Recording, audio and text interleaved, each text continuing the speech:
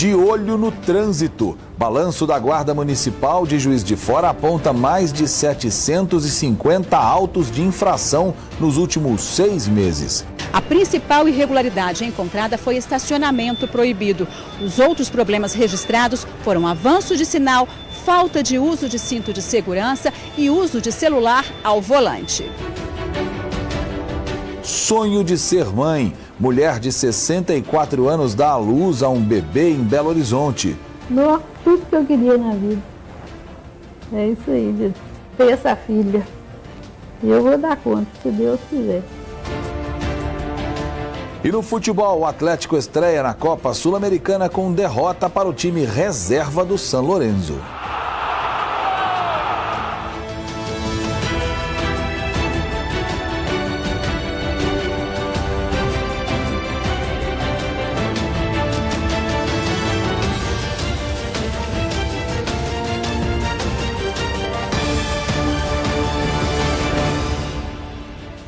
Olá, boa noite para você. O Mais Notícias desta quinta-feira começa com uma notícia de economia, mostrando que para facilitar a abertura de uma empresa, empreendedores de Três Pontas, no sul de Minas, agora contam também com a Sala Mineira do Empreendedor. O projeto já existe em outras mais de uma centena de cidades e é uma parceria do Sebrae e da Junta Comercial do Estado. Ter uma empresa não é um trabalho tão simples, Jean que o diga. Quando ele pensou em abrir uma construtora, nem sabia por onde começar. Assim, até em termos, eu sei que ia ter uma papeleira, uma coisa errada. E ele não é o único. Muitas pessoas, quando querem regularizar ou abrir uma empresa, primeiro procuram um contador. Depois é preciso ter paciência. A partir daí, o contador, munido da documentação do empresário, ele vai buscar as informações na junta comercial, preparar toda a documentação para levar à junta comercial e hoje tem uma sistemática que a gente chama de cadastro sincronizado. A partir desse cadastro sincronizado, tanto o registro da empresa na junta comercial, o CNPJ e a inscrição estadual sairão no mesmo ato. A partir daí, com essa documentação toda, a gente vai preparar um processo para a Prefeitura Municipal para a liberação do alvará de funcionamento da empresa. Para o Jean, a história foi outra. Ele conseguiu resolver a situação na Sala Mineira do Empreendedor, que fica em Três Pontas, no sul de Minas. O local faz parte de um projeto da Junta Comercial do Estado, em parceria com o Sebrae e a Prefeitura. Foi rápido. Foi uma questão assim de semanas, já resolveu tudo e logo eu já estou trabalhando, né, já com a empresa aberta, tudo certinho. Em poucos dias ele se tornou um microempreendedor individual. A sala foi aberta há uma semana e tem como único objetivo facilitar a vida de quem quer abrir uma empresa. O objetivo é oferecer ao empreendedor um espaço onde ele possa ter todo o atendimento burocrático para fazer a abertura, fechamento, o dia a dia da empresa, mas também receber orientações e capacitações para a sustentabilidade do seu negócio, tudo em um único local. A sala inaugurada aqui em Três Pontas é a quarta do sul de Minas. Na região, outras 27 cidades já aderiram ao projeto e em breve terão salas do microempreendedor.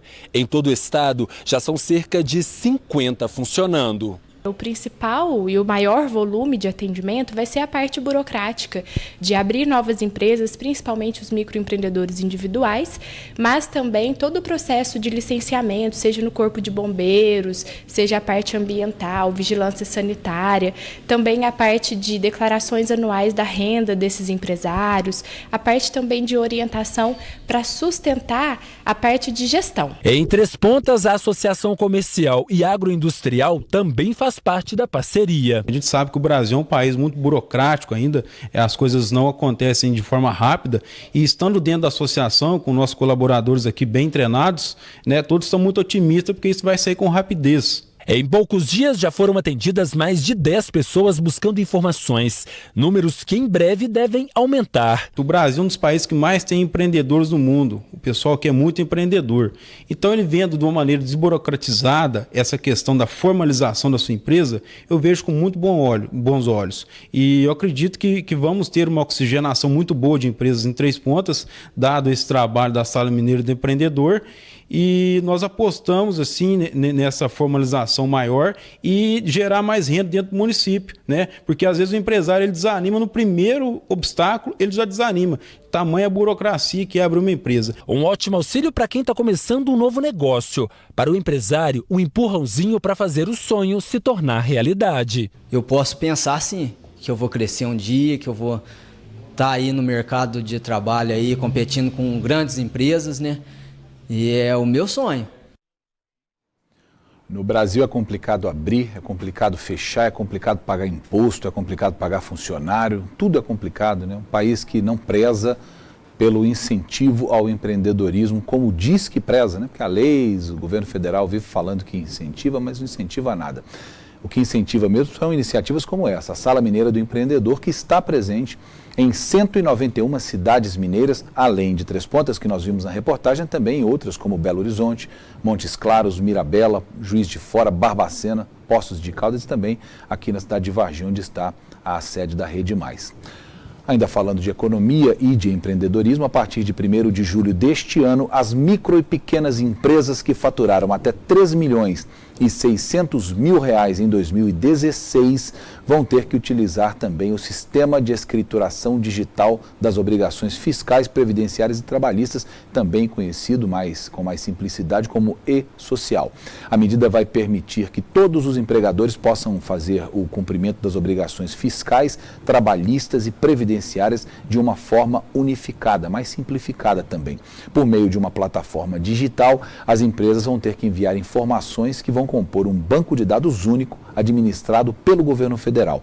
O cadastro vai contar com a participação de mais de 8 milhões de empresas, além de 80 mil escritórios de contabilidade. O novo sistema vai substituir o preenchimento e a entrega de formulários e declarações, diminuindo a redundância das informações prestadas pelas empresas e também pelos empregados. Quando eu disse que o governo federal incentiva pouco o empreendedorismo, apesar de dizer que incentiva muito, eu falei de iniciativas como essa. É tranquilo, é bom para o empregador, para o microempreendedor, é bom ter uma condição de simplificar a sua vida quando diz respeito à burocracia. Só que esse tipo de facilidade só aparece quando é para melhorar a fiscalização em cima dos impostos que o empreendedor paga. Quer dizer, para você pagar mais imposto, aí sim você vai ter uma mãozinha para desburocratizar a vinda do governo federal. A Guarda Municipal de Juiz de Fora divulgou um balanço dos 6 primeiros meses de atuação no trânsito da cidade. O relatório aponta que foram registrados 770 autos de infração, uma média de 128 autos por mês. Juiz de Fora tem 92 guardas municipais. A principal atribuição deles é a proteção do patrimônio público. Mas desde setembro do ano passado, 84 guardas também estão atuando no registro de infrações de trânsito. Segundo a comandante da instituição, essa atividade é prevista no Estatuto Geral das Guardas Municipais. É uma legislação federal que instituiu o Estatuto Geral das Guardas Municipais e o município de Juiz de Fora fez a adequação a essa lei federal. Antes de começar a atuar no trânsito, os guardas passaram por treinamento. A preparação foi feita juntamente com os servidores da CETRA, com os servidores dos agentes de trânsito. Então foi uma capacitação que durou um tempo, um período bem específico, direcionado mesmo que o guarda tenha o conhecimento para fazer esse tipo de ação na cidade de Juiz de Fora. Em 6 meses, a Guarda Municipal registrou 770 autos de infração de trânsito, uma média de 128 por mês. A principal irregularidade encontrada foi estacionamento proibido. Os outros problemas registrados foram avanço de sinal, falta de uso de cinto de segurança e uso de celular ao volante. O ponto com maior índice de infrações foi a área central da cidade. O balanço é considerado positivo. Considerando que o guarda municipal ele atua primariamente na prevenção e na orientação. E ainda mais que a guarda está empregada, todos os dias da semana, 24 horas por dia. A recomendação é de orientar os motoristas antes de autuar. A gente procura bastante, primeiro, orientar o motorista, principalmente em relação àquele local, a direção defensiva que ele deve praticar. E aí sim, se por acaso a resposta não for positiva, aí a gente promove a autuação do veículo. Mesmo com as orientações, é comum encontrar veículos estacionados em locais proibidos, como essa área exclusiva para viaturas policiais. Quando não encontram vagas rotativas, alguns motoristas se arriscam. O senhor percebeu que o senhor parou numa área de viatura policial? O senhor tem alguma autorização, alguma coisa? O de justiça ali está pegando mandado para poder trabalhar. Fica liberado para esse tipo de vaga, não tem problema, né? Não, rapidinho. José Geraldo trabalha há 14 anos como taxista. Ele se preocupa com o futuro do trânsito e diz que todo reforço na fiscalização é bem-vindo. O motorista, de um modo geral, não é só Juiz de Fora, no Brasil inteiro, só punindo, só multando, porque é muito mal educado, infelizmente. A atuação da Guarda Municipal no trânsito divide opiniões. Eu nem sabia que eles já estavam multando, nem sabia. Então eu não sei se realmente isso vai ser bom, não. Eu acho que mais um órgão para fiscalizar a gente, né? E assim, ao mesmo tempo tem que dar tempo para a gente poder adequar, né? Senão a gente fica desacostumado e gera multa no caso. Bom, antes da gente ir para o nosso primeiro intervalo, eu quero informar para você que a Rede Mais divulgou hoje o nome do primeiro ganhador dos R$3.000 semanais da promoção Muito Mais Prêmios. O sorteio foi feito no último sábado, de acordo com os números da Loteria Federal. Depois que nós conferimos todos os documentos, aí de acordo com o regulamento, a grande vencedora que foi anunciada já hoje, está aí na sua tela, é a dona Rosiméria Mendes, da cidade de Recreio, na Zona da Mata.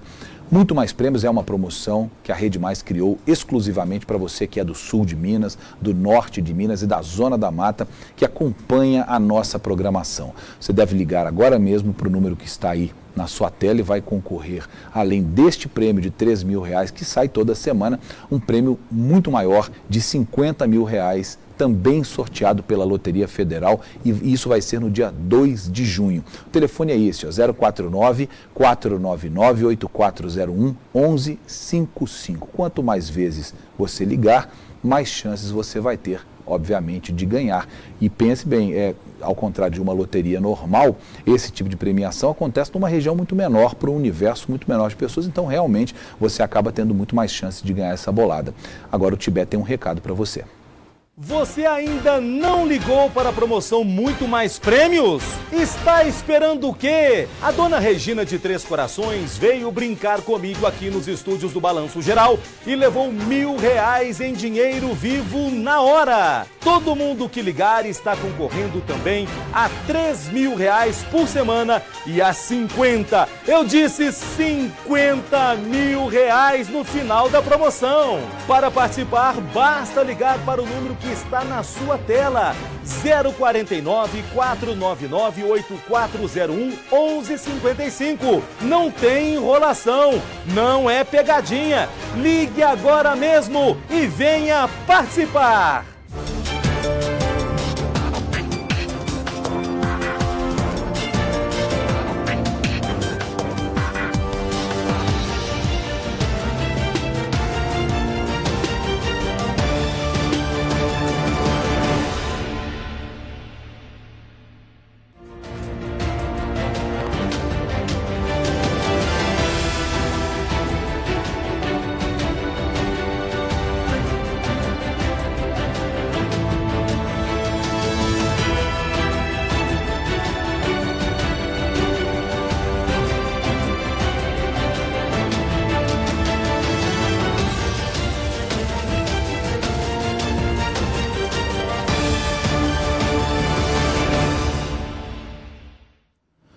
Agora você que está nos assistindo, preste atenção, porque esse é um alerta que vale para todo o estado de Minas Gerais. Uma família foi vítima de tentativa de extorsão por um funcionário terceirizado da própria CEMIG. Ele teria tentado convencer os moradores de que havia uma ligação clandestina e, em troca do silêncio, cobrou dinheiro.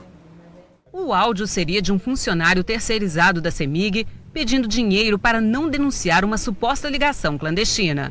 Eu deixando ali para multar você, eu vou receber 10% do valor da multa. O inicial da multa é 6.000 para fraude. Aí o que acontece? Eu vou te cobrar os seus 10%, baixar desligado para provar que eu tive no seu endereço e vou ter que tirar o gato. Ao contrário, se você quiser que eu deixe, eu te cobro mais R$200, aí eu baixo na CEMIG como o seu local estava fechado no dia. Mas o padrão de energia, novo, está com os 2 lacres do relógio e os fios intactos. O único lacre quebrado é o externo e teria sido rompido pelo funcionário. Ele já foi entrando dentro de casa e foi direto para o relógio. Quando eu questionei o que estava acontecendo, ele só informou que ia cortar a luz. Na hora que eu perguntei por quê, ele disse que era por falta de pagamento da conta. No momento eu entrei para ligar para minha mãe, para saber onde estavam as contas pagas. E a partir daí, na hora que eu voltei, o relógio já estava todo aberto. Flávia disse que estava com 3 contas atrasadas que foram pagas no dia 5 de março. A visita foi no dia 29. De cara eu já falei para ele que eu achava muito estranha essa história de gato, porque eu tinha mudado para cá há pouco tempo, o padrão tinha sido instalado há pouco tempo, e eu nunca, em momento algum, mexi com gato ou com coisas ilícitas. Eu tenho muito medo dessa história de gato ou de qualquer coisa do tipo, que eu sei que pode dar problema depois. Mas o funcionário tem continuado a tentar extorquir a analista de recursos humanos por meio de mensagens no celular. Tudo registrado. Flávia ainda teria recebido ameaças por ligações telefônicas. Ela denunciou o homem para a empresa que presta serviço para a CEMIG. Demitimos o rapaz aqui, nós pressionamos ele aqui, aí tivemos que demitir. Em nota, a CEMIG confirmou a demissão. Disse que o funcionário terceirizado foi demitido nesta segunda-feira após a empreiteira na qual trabalhava ter apurado que o consumidor foi vítima de tentativa de extorsão. O ex-funcionário teria cobrado para manter uma suposta ligação de energia irregular em um ponto de instalação. Este advogado orienta o consumidor a tomar algumas medidas que garantem mais segurança. Ele pode identificar se há alguma interrupção em algum dos fios que ligam à rua e se há violação de algum dos lacres colocados pela prestadora de serviço. Além disso, ele pode fazer uma experiência nos primeiros meses de consumo, tentando ver se a conta está condizente com o consumo, com os equipamentos que ele tem dentro da residência e, se ele notar qualquer divergência, comunicar ao proprietário para que seja apurado. Olha, a CEMIG informou também que nenhum empregado ou prestador de serviço, seja terceirizado ou dela própria, está autorizado a fazer cobranças diretamente aos consumidores. Essa prática é ilegal e ela tem que ser denunciada pelo telefone 116 ou pelo site da CEMIG ou até pelo 190 da Polícia Militar mesmo. Ligue, chama uma viatura, faça o boletim de ocorrência e enquadre a pessoa que está tentando extorquir dinheiro de você. Isso não é uma prática atual. É uma prática que acontece desde sempre. Infelizmente, há pessoas ruins no meio de pessoas trabalhadoras e o risco que se corre é que as pessoas caiam em golpes como esse. Quem assistiu, quem está assistindo a série O Mecanismo, por exemplo, no Netflix, uma série que acabou ficando muito famosa porque retrata a Operação Lava Jato, pôde ver nessa série que o próprio personagem principal é vítima de uma tentativa de extorsão parecida com essa, só que de uma empresa de saneamento em Curitiba. Isso é comum em prestadores de serviços dessa natureza, CEMIG, Copasa, empresas de telefonia, porque nós, meros mortais e meros consumidores, não temos, infelizmente, nenhum tipo de recurso ou nada que nos resguarde da medição que é feita. Se eles disserem que você consumiu X, Y, Z, é isso que você vai ter que pagar e não cabe nem questionamento, infelizmente. Um ônibus foi incendiado hoje de madrugada em Contagem, na região metropolitana de Belo Horizonte. Segundo a polícia, a ordem para o ataque ao coletivo foi dada por detentos da penitenciária Nelson Hungria. Da janela de casa, uma moradora registrou o clarão que o incêndio provocou na rua. As chamas se alastraram rapidamente e consumiram o ônibus. Atingiram também um poste e os fios da rede elétrica. Os bombeiros chegaram minutos depois, isolaram a área e começaram o combate. Os militares usaram muitos jatos de água para conter o incêndio. O ônibus da linha 303, que atende o bairro Colonial em Contagem, na região metropolitana, foi atacado durante a madrugada. Era a última viagem. O coletivo tinha acabado de parar aqui no ponto final, já fazia o retorno para voltar para a garagem quando um casal de adolescentes chegou. A jovem pediu uma informação para o motorista, perguntou para onde o ônibus estava indo. Foi neste momento que o parceiro dela apontou a arma e rendeu a vítima. E a moça pegou a arma, o rapaz pegou o galão de gasolina, jogou no ônibus e atirou fogo. O galão onde estava o combustível usado pelos criminosos foi deixado no meio da rua. Testemunhas viram quando os 2 menores fugiram num carro. E eles subiram dando tiro, mais ou menos 5 tiros a gente já ouvimos, tá? Foi logo depois que eles puseram fogo? Logo depois eles colocaram fogo. A polícia não tem dúvidas que o incêndio foi criminoso. é que antes de ir embora, a adolescente entregou esta carta para o motorista. No bilhete, os detentos reclamam dos maus tratos na penitenciária Nelson Hungria e xingam o diretor do presídio. Em outro trecho, eles ainda ameaçam que as ações de vandalismo vão continuar se nada for feito nos próximos 15 dias. E assinam o documento. Uma carta destinada aos presos da Nelson Hungria. Segundo a carta, pelos maus tratos dos presos lá. Ela foi apreendida e vai ser encaminhada para a Polícia Civil. A polícia também vai investigar a participação de outros 3 menores que foram abordados dentro do mesmo ônibus na noite passada. Mas não foi constatado nada e aí eles foram liberados. A princípio, não tem nenhuma relação com o episódio de hoje, mas quem vai determinar isso vai ser a Polícia Civil com as investigações.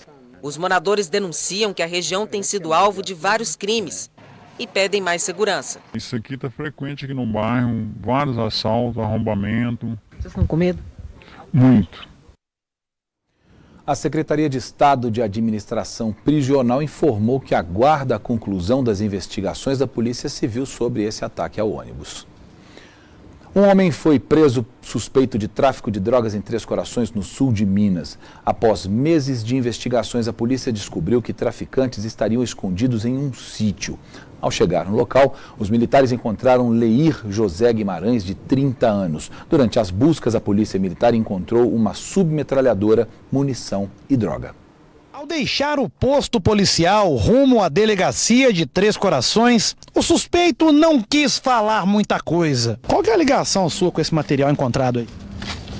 Só falar em juiz, senhor. Tem nada pra falar aí? Falar não. Não? A droga é sua mesmo? Só falar em juízo. Leir José Guimarães, de 30 anos, foi preso neste sítio, na comunidade rural São Bentinho. Havia um mandado de prisão por tráfico de drogas em aberto contra ele. Segundo a polícia, o local onde Leir estava vem servindo de esconderijo para foragidos da justiça e também para o tráfico de drogas. Sabiam que havia mandado de prisão contra eles, então eles saíram do cenário urbano aqui e começaram a praticar os delitos dele na zona rural, mais escondido dos olhos da polícia. Mas conseguimos trabalhar bem as informações e localizar esse infrator no local. São quantos, tenente? A denúncia, ela contemplava mais infratores, mas no local só havia um, no momento em que chegamos lá. No sítio, os policiais encontraram drogas, munição e uma submetralhadora. Ele alegou que esse material é dele, que uma parte dessa cocaína ali ele era para venda, né? E ele tirava algumas partes dele para se manter acordado durante a madrugada na vigilância dele. O sítio fica a aproximadamente 1 quilômetro da cidade, é bem perto. Para que a operação desse certo, os policiais vieram para cá por volta de 6 da manhã, antes mesmo de amanhecer. Eles deixaram a viatura na área urbana, lá no asfalto, e vieram a pé. Quando chegaram perto da porteira ali em cima, eles já viram o suspeito lá dentro da casa. Quando chegamos à porteira, ele abriu a porta e nos viu e tentou fugir para o fundo. Porém, a gente já sabia dessa possibilidade, tinha uma patrulha posicionada aos fundos que conseguiu fazer a captura dele quando ele tentava pular uma cerca. Os policiais fizeram buscas lá no imóvel, mas encontraram apenas uma pequena porção de cocaína que o suspeito disse que era para o consumo dele. O mais pesado mesmo estava escondido lá atrás, no meio do mato. Já havia informação, ele é muito conhecido no local e passamos a diligenciar no mato, um capinzeiro que tem atrás do imóvel, e conseguimos achar alguns rastros e no local a equipe conseguiu localizar uma bombona de 100 litros enterrada. Dentro dessa bombona havia uma submetralhadora .40, bastante munição de .40, 9mm e calibre 22. E próximo a esse local tinha mais um pote enterrado com droga. uma pedra grande de cocaína e alguns papelotes. A polícia acredita que os outros suspeitos estariam frequentando o local apenas durante o dia. Em breve vão cair, o nosso trabalho não para, as buscas são incessantes, nós temos patrulhas na rua agora, nesse momento, fazendo diligência em outros locais e certamente, cedo ou tarde, outros virão para a cadeia também. A comunidade rural São Bentinho fica nos fundos do bairro Nova Três Corações, uma região considerada perigosa pela PM. A presença de traficantes naquela área já incomodava os moradores. A nossa atuação ali tem sido incisiva, nós temos lançamento ali da patrulha rural constantemente para apoiar essa população. Eles podem ficar tranquilos que o nosso trabalho não vai parar e nós vamos usar todos os recursos que nós temos para prender esses infratores que estão trazendo insegurança para aquele local. Leir passou por atendimento médico no pronto-socorro do Hospital São Sebastião e depois de prestar depoimento ao delegado, foi encaminhado ao presídio. Apesar de ter o mandado em aberto e de ser um velho conhecido da polícia, ele ainda não tinha nenhuma passagem registrada no sistema da PM. 3 pessoas foram presas suspeitas de terem cometido ao menos 3 assassinatos em Juiz de Fora. 2 crimes foram em abril e maio do ano passado e o outro caso foi há 2 meses. Segundo a polícia, as mortes não têm ligação umas com as outras e os criminosos não seriam da mesma quadrilha. A Polícia Civil apresentou nessa manhã suspeitos de assassinatos em Juiz de Fora. 3 casos foram investigados pela equipe do delegado Rodrigo Rolle. Anderson Gomes da Silva, de 22 anos, é suspeito de participar de um assassinato no bairro Vila Ideal há 1 ano. O que foi apurado com relação a esse crime?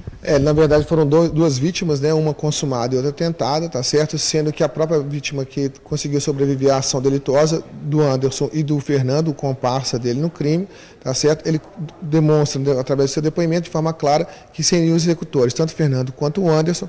Anderson preso, né? Desde 8 de março, com a prisão preventiva decretada pelo Tribunal do Júri dentro desse inquérito policial. E o Fernando também com a prisão preventiva. Entretanto, o Fernando se encontra preso hoje no estado do Rio de Janeiro. Ao tentar fugir da nossa ação, ele se direcionou ao estado do Rio de Janeiro, onde fora preso com esse mandado de prisão em aberto. William da Silas Leite, de 35 anos, é suspeito de um assassinato em julho do ano passado no bairro São Benedito. O que foi esclarecido durante a investigação sobre esse crime? Esse crime, efetivamente, o pano de fundo é tráfico de drogas, tá certo? A vítima, o Alexander, ele teria saído da cadeia há pouco tempo e buscando comprar drogas para retornar ao comércio dele ilícito. O que acontece? Ele procurou o autor, tentando fazer uma negociação e por um desacerto nesta negociação, acabou na quarta-feira, foi a negociação, 2 dias depois, querendo finalizar esse crime, esse comércio de drogas, ele acabou sendo executado.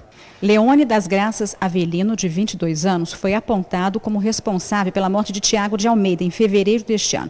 O jovem entrava num ônibus no centro da cidade quando foi puxado e assassinado. Qual seria a motivação desse crime? É uma motivação bem banal, né, por causa de um aparelho celular, né? O autor teria, em tese, subtraído esse celular no dia anterior, a vítima foi lá cobrar a devolução desse aparelho celular, aí fato não aceito pelo autor, que pegou a faca, sendo que a vítima correu tentando evadir da ação criminosa do autor, entretanto não conseguiram, ao tentar entrar dentro do ônibus, foram puxados pelo autor, que desferiu 2 sacadas nas costas dele. 2 crimes, né, específicos de homicídios no centro da cidade, devidamente apurados com utilização de faca pelos autores. O outro crime, investigado pela equipe do delegado Armando Avólio Neto, é uma dupla tentativa de assassinato no Parque das Águas, na região norte de Juiz de Fora, no Natal do ano passado. Os suspeitos são um adolescente de 17 anos, que está cautelado, e Guilherme Vitor dos Santos, de 19, que foi preso. A investigação apontou a motivação desse crime? Sim, nós tão logo houve esse homicídio, nós demos início às investigações e conseguimos levantar que existem 2 grupos rivais como pano de fundo o tráfico de drogas nessa localidade. Nós sabemos que eles bateram de frente na rua e acabaram tendo um atrito entre esses 2 grupos e eles acabaram puxando uma arma e atirando no tórax de cada vítima.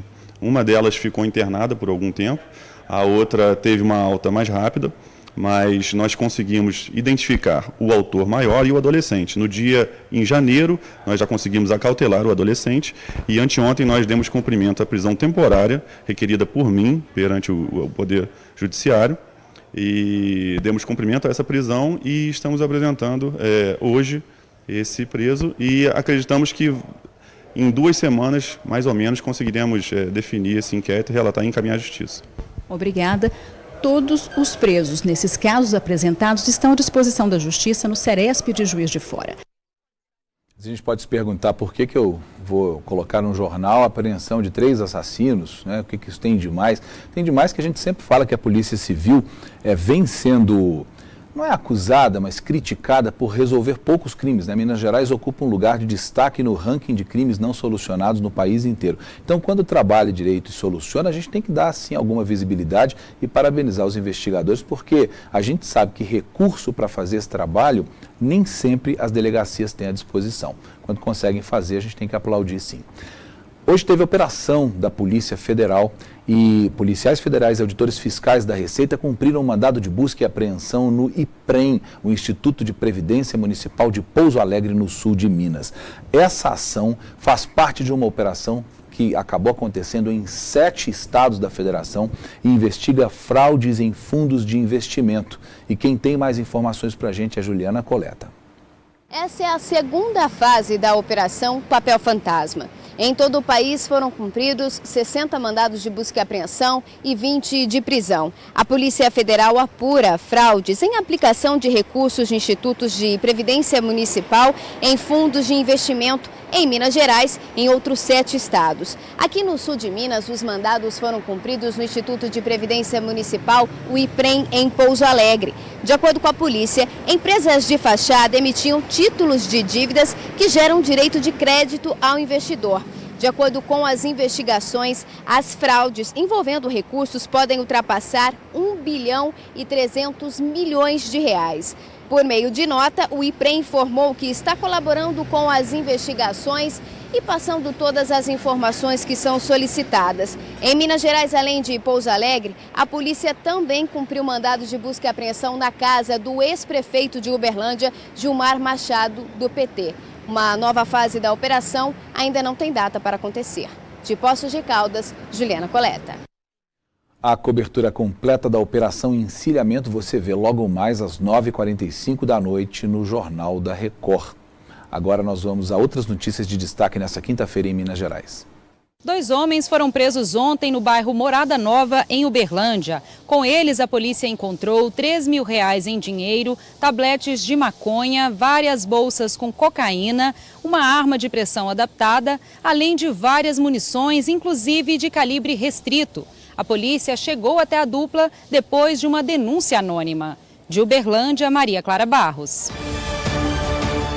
O corpo de um jovem de 27 anos foi encontrado enterrado em uma mata nos fundos da casa de um pai de santo em 7 Lagoas, a 76 quilômetros de Belo Horizonte. Elson Dias Ribeiro, de 52 anos, que já foi candidato a vereador na cidade, foi preso por suspeita do crime. 2 adolescentes, um de 15 e outro de 16 anos, também foram apreendidos. Segundo a família, Rodrigo Fulgêncio de Freitas passava por um momento difícil. Desempregado e recém-separado, ele teria procurado a ajuda do pai de santo.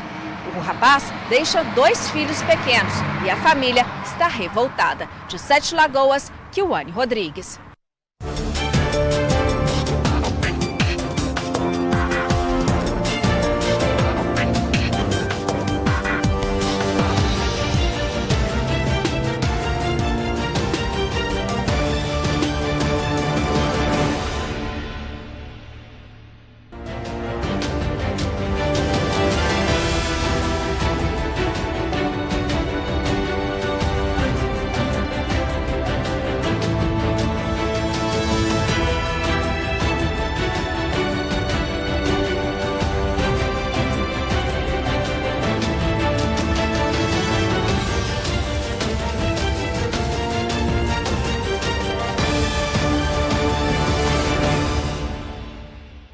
O senador mineiro Aécio Neves, do PSDB, passou mal hoje de manhã e foi levado por familiares para o Hospital Santa Lúcia, em Brasília. Segundo a assessoria do parlamentar, ele teve um mal-estar e ficou cerca de 6 horas fazendo exames na unidade. No início da tarde, Aécio Neves teve alta e foi para casa. Uma nota enviada pelo Hospital Santa Lúcia informa que o senador fez apenas exames de rotina. Se fosse no SUS, ele ia ficar 6 horas esperando, né? Pacientes e acompanhantes fazem uma denúncia contra o Hospital Júlia Kubitschek em Belo Horizonte. Eles flagraram cães, andando por várias partes da unidade de saúde. As imagens são preocupantes. Elas mostram um cão circulando livremente pelos corredores do hospital público, inclusive nas proximidades do bloco cirúrgico. As cenas foram registradas por este advogado, que esperava pelo fim da cirurgia do sogro. A gente aguardava ele na porta do bloco cirúrgico e passou um cachorro na porta do bloco. E tranquilamente virou, voltou. A situação deixou Rodrigo indignado. Comecei a tentar filmar e não tentar filmar, ainda achei outros cachorros que estavam transitando dentro do hospital com muita tranquilidade. Eu vi as pessoas comentando e muito indignado. Inclusive, uma pessoa do SAMU que desceu com o paciente e falou: não acredito que tem um cachorro aqui dentro. Pegou e começou a filmar também. Não sei se ele deu vazão a essa filmagem, colocou nas redes sociais, não sei. Eu estou vindo aqui reclamando porque eu acho que todo mundo que está ali merece respeito, merece dignidade e está uma esculhambação ali dentro. Este outro vídeo mostra que os cães vivem nas dependências do hospital, no estacionamento e até em uma das entradas. Repare que os funcionários uniformizados passam e nem percebem a presença do animal. O Hospital Júlia Kubitschek atende pacientes de urgência e emergência em várias especialidades, inclusive gravidez de alto risco e doenças complexas. E animais circulando nas dependências da unidade colocam em risco a saúde dos pacientes. O que mais preocupa Rodrigo é que o sogro dele está em estado grave, em tratamento de uma insuficiência renal. Ele pode contrair uma infecção hospitalar por causa da circulação de animais. O cachorro, ele trafega aqui na rua, passa pelo pátio, entra no bloco cirúrgico, entra no hospital, melhor dizendo, passa pela porta do bloco cirúrgico. Ele pode trazer alguma contaminação. A gente vê tanta matéria falando de infecção hospitalar, né? Tem que ter um pouco mais de higiene. O SUS é isso aí, no hospital é formiga, no outro é cachorro. A assessoria da FEMIG, Fundação Hospitalar do Estado de Minas Gerais, informou que o Hospital Júlia Kubitschek aciona habitualmente o serviço de zoonoses da capital para a retirada dos animais. Porém, os cães são recolhidos, castrados e devolvidos ao mesmo local, seja lá o que isso quer dizer. Uma solicitação foi enviada ao serviço de zoonoses para que recolha os animais e dê a eles destinação adequada. Dá medo de imaginar o que o hospital quer, o que a FEMIG quer que a zoonoses faça com esses animais. E não se trata aqui de gostar ou não gostar dos bichinhos que não tem culpa nenhuma de estar ali. Se trata de um zelo e um cuidado especial com a higiene e o risco de contaminação, como nós vimos na reportagem. Uma mulher de 64 anos deu à luz um bebê em Belo Horizonte. Ela é exemplo que idade não é barreira para o sonho de ser mãe. Norma ainda se recupera da cesárea que trouxe ao mundo a filha que ela sempre sonhou. Realizada demais, porque a vida inteira, né, pensei em ter filhos, fiz até um patrimônio razoável, né, para coisa, e não conseguia. Norma passou 30 anos sonhando em ser mãe. Foram várias tentativas e muitas decepções, mas nada que a fizesse desistir. Você está tentando e vê que não tem o resultado, é difícil. Você pensa, acho que eu nunca vou ser mãe, mas eu sou assim. E na mesma hora que dá aquela coisa, eu falei, não, eu vou atrás, eu vou conseguir. E aí fui tentando até conseguir agora. Aos 57 anos, ela determinou que não poderia passar nesta vida sem o privilégio da maternidade.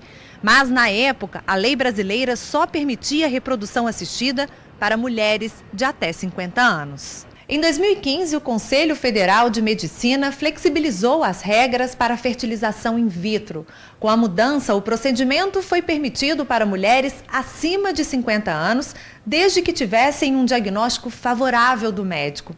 Foi a oportunidade que Norma teve de ser mãe. Depois da mudança, o número de partos em mulheres de 50 anos ou mais no Brasil saltou de 17 em 2015 para 343 em 2016. A gravidez de Norma foi outro desafio por causa da idade. Uma verdadeira maratona, como explica a médica que fez o pré-natal e o parto. O sangue aumenta em 30%, a capacidade de coagulação altera, a capacidade de respiração altera. Então, todos os sistemas nobres nossos ficam alterados. E quando você está mais velha, você não tem a elasticidade, o jogo de cintura no corpo de responder rápido. Alterou isso, eu vou corrigir. Então, o que a gente tem que fazer? Preparar a paciente. No caso dela, por exemplo, com vitaminas. Ana Letícia nasceu com 33 semanas, pesando 1,750 kg. Prematura inspira mais cuidados. Ela está na UTI, mas passa bem. Chegar ao final foi uma delícia, porque a gente achou que não ia conseguir. Ela ficou hipertensa, diabética, coisa de gravidez. E o parto em si foi assim, a Norma é uma pessoa, vocês vão conhecê-la, extremamente positiva. Então o parto foi tranquilo, foi um momento extremamente alegre, porque nasceu bem, o ápice de 1 minuto, que aquela nota que é dada em 1 minuto dela foi 8, que para um neném prematuro é alto. Ela é um neném de 33 para 34 semanas, então poderia precisar de tubo, não precisou de nada, respirou sozinha. Agora, a mãe não vê a hora de levar Ana Letícia para casa. Não, tudo que eu queria na vida. É isso aí, de ter essa filha. E eu vou dar conta, se Deus quiser.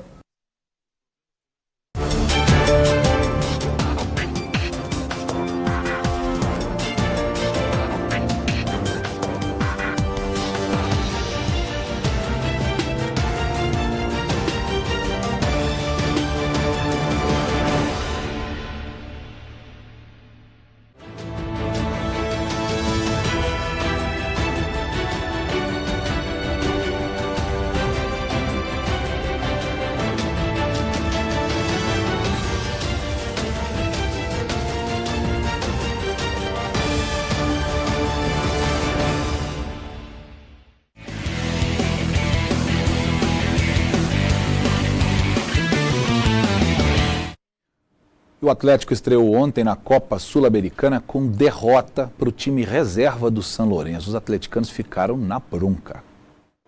O jogo é na Argentina, estreia da Copa Sul-Americana. Se a torcida do Atlético não pode se reunir no estádio em Buenos Aires, que seja no bar. E antes da partida contra o São Lourenço, a esperança era de vitória. 3-0 pro Galo, não quer outro placar não, hein? Eu acho que é uma boa oportunidade pra gente deixar 2. Espero que seja um jogo duro, como sempre, e a vitória do Galo, 2-1. E olha este casal, no time de coração eles concordam, mas na hora do placar... Um 5-0. 5-0? Ué, tem que ser o time. Marido e mulher concordam nisso? Divide por 2, tudo que a mulher fala, fica bom. Começou o jogo e o clima era de preocupação. Pelo rosto dos torcedores, dava para ver que a situação não estava boa. Final de primeiro tempo, 1 para o São Lourenço, 0 para o Atlético.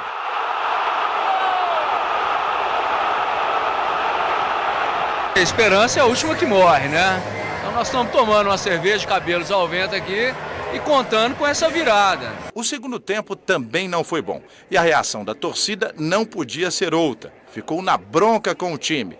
Final de jogo, derrota atleticana por 1-0. Felizmente nem entramos em campo. Se a gente não contratar pelo menos mais uns 5 jogadores aí, nós vamos torcer para segurar a onda em 2018 aí. Para se classificar na Sul-Americana, o Atlético agora tem que reverter a situação em Belo Horizonte.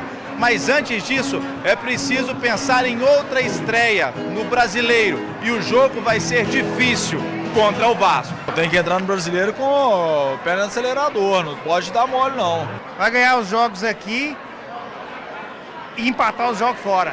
Aí vai ser galo doido.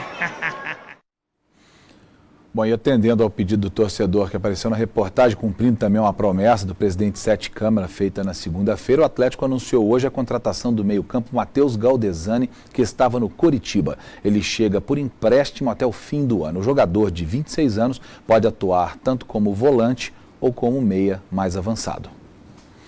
O Cruzeiro está aproveitando a semana para treinar. O time estreia no Campeonato Brasileiro somente no sábado, depois de amanhã, contra o Grêmio. O Cruzeiro já conquistou o primeiro objetivo do ano, que é levantar a taça do Campeonato Mineiro. E agora, de olho no Grêmio, o time já pensa numa estratégia: arrancar bem no Brasileiro, que vai ter uma pausa no meio do ano para a Copa do Mundo. Os times vão disputar 12 jogos antes da maior competição internacional. Regularidade, tá aí. Para o Robinho, essa é uma dica para encarar um campeonato tão extenso. Temos um elenco muito grande, eu acho que todo mundo vai ter oportunidade, né? O ano passado tivemos muitas lesões que eu acho que nos atrapalhou bastante. Eu acho que se não acontecer isso aí, a gente tem chance de chegar lá na frente brigando. E como sempre, o sincerão do grupo já até falou quais são os times favoritos para levar o título este ano. Palmeiras, Flamengo e Corinthians. E o cara responsável por enfiar aquela bola pro Thiago Neves na finalíssima adiantou. Fazer planos não é com ele não. Sempre que eu puder tá dando assistência, fazendo gols, para mim é importante. Eu não tenho essas metas não, porque depois se eu não cumprir eu vou ficar mal.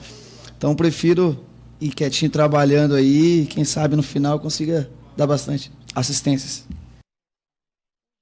E ainda falando de Cruzeiro, o lateral Egídio revelou a meta do time para essa temporada e olha, é uma meta bastante ousada. Eu estava até brincando, né, que 2014 a gente bateu na trave com a Tríplice Coroa, né?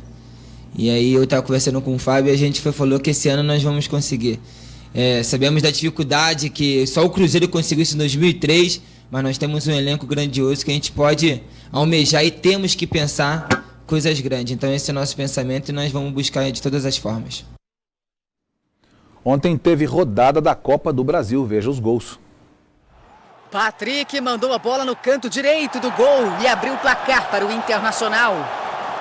O empate do Vitória veio quase de presente. Rodrigo Dourado aproveitou o rebote e finalizou. Aos 45 minutos do segundo tempo, o Internacional fez 2-1 na falha do goleiro Kaique. Avaí e Goiás se enfrentaram em Florianópolis. O Goiás fez 1-0 com Breno. Rômulo aproveitou a bola e empatou. Júnior Viçosa retomou a vantagem do time goiano. E já nos acréscimos, Rodrigão deixou tudo igual de cabeça. Avaí 2, Goiás também 2. No interior de São Paulo, a Ponte Preta abriu uma boa vantagem sobre o Náutico. Ourinho recebeu o cruzamento e fez o primeiro gol da noite. Felipe Saraiva driblou bonito e marcou o segundo. Ainda no primeiro tempo, Júnior Santos arrancou do meio de campo para fechar o placar. Final, Ponte Preta 3, Náutico 0. Que pasto esse gramado. E pela Libertadores, ontem o Palmeiras perdeu 100% de aproveitamento na competição ao empatar por 1-1 com o Boca Juniors da Argentina. Apesar do tropeço em casa, o Palmeiras continua na liderança do Grupo 8. E hoje tem brasileiros em campo pela Sul-Americana. Me desculpe, eu achei que tinha VT, claro que não tem. O Botafogo joga nesse momento contra o Audax italiano. No Chile, a partida está em 0-0.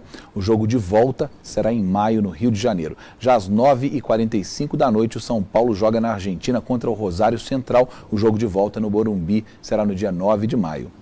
E com essa informação, mais notícias dessa quinta-feira fica por aqui. Uma boa noite para você.